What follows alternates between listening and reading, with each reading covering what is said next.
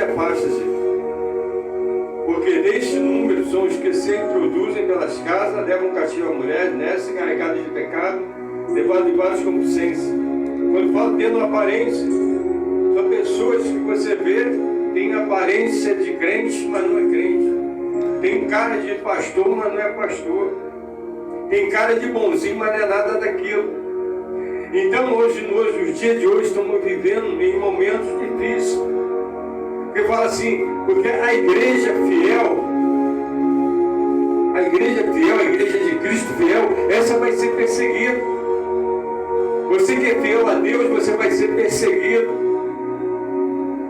pelos que não querem ouvir a verdade. Quando a palavra de Deus fala que Deus mandou a carta para as 7 casas da igreja da Ásia, que fala da igreja de Filadélfia, que Deus falou que, ali fala que Deus só coloquei diante de ti uma porta aberta que ninguém pode fechar, porque tendo pouca força, guardaste a minha palavra e não negaste meu nome. Às vezes você fala, olha assim, vê, fala assim, tendo pouca força, não guardaste a minha palavra e não negaste meu nome. A igreja, porque era uma igreja perseguida. E uma igreja perseguida, quando você é perseguido, você fica enfraquecido. A perseguição é para tentar enfraquecer a tua vida espiritual, enfraquecer a tua caminhada, enfraquecer a tua comunhão com Deus. E aqui a palavra de Deus diz que aquela igreja ela era perseguida. Deus não era perseguida por outras pessoas, era perseguida por outras igrejas. E essas igrejas estão na face da terra no dia de hoje. Por quê? Ela era perseguida porque não negava a palavra de Deus, não negava o nome de Jesus, porque ele fala, pus diante de ti uma porta aberta, que ninguém pode fechar. Às vezes muitas pessoas lêem essa palavra, que está lá no livro de Apocalipse, no capítulo 3, na carta que é escrito para Filadélfia, as pessoas olham, mestre de Deus, pôs de ti uma porta aberta. As pessoas pensam que é uma grande porta de emprego, é uma grande bênção, uma grande vitória.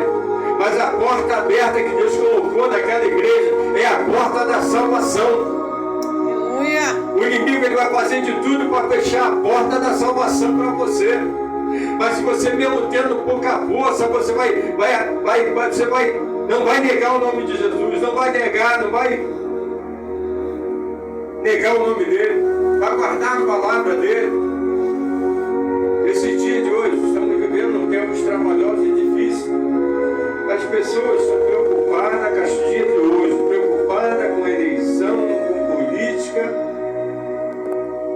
A palavra de Deus diz lá no livro de Esther, que Esther, era um político que foi levantado pelo rei Assuero, um ministro. Ele era um ministro, um líder político, e a intenção dele era acabar com a igreja naquela época. A intenção dele era destruir as pessoas que buscavam a Deus, que adoravam a Deus. Mas a palavra de Deus diz que havia um homem, tudo começou pelo homem e pelo porteiro da igreja, e descobriu algo contra aquele rei, e aquele rei foi salvo. E a palavra de Deus diz que através dele, ele descobriu tudo. O que aquele homem fez? Ele começou um decreto para destruir o povo daqueles que adoravam a Deus. Mas a palavra de Deus diz que a forca que estava preparada para os judeus, para aqueles que adoravam a Deus, serviu para ele e toda a sua casa. E aqui nessa palavra não é diferente. Como está falando aqui, não irei, porém, avante. Pode tentar tudo contra a igreja de Cristo, mas não iremos avante. É a palavra de Deus. Agora, por que eu vou ficar preocupado com o que vão fazer, o que não vão fazer? Se Deus é o poderoso em todas as coisas. Quando Deus, ele fala para... A palavra de Deus diz que Ezequias estava lá em sua casa quando nação, uma grande nação veio pelejar contra ele, depois de toda a sua fidelidade. Mas a palavra de Deus diz que o quê? Que ele tampou a fonte das águas, fechou a brecha, reforçou um muro, fez um muro, ele dobrou o muro. O que é dobrar um muro? É dobrar, ele dobrou a sua oração. E a palavra de Deus diz que ele não precisou lutar. Porque a palavra de Deus diz que nessa peleja não teria que pelejar, ficar de pé e ver o livramento que o Senhor nos dá. Então não temos que confiar na palavra de Deus. Se Deus ele tem promessa, glória a Deus. Você tem promessa para a sua igreja, essa promessa vai se cumprir.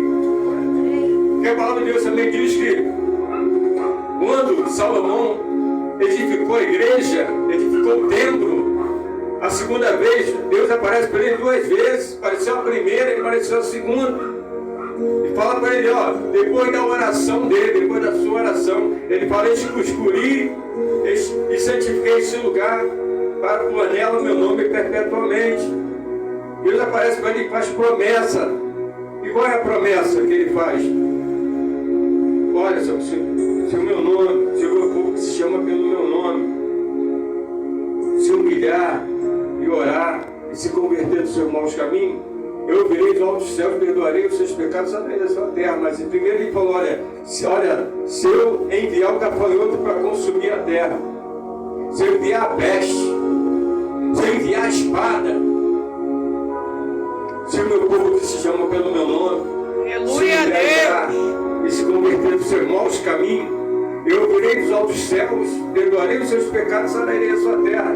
E nessa palavra, Deus ele falou no meu povo. Deus ele falou, se o ímpio que chama pelo meu nome, que ímpio não chama pelo nome de Deus.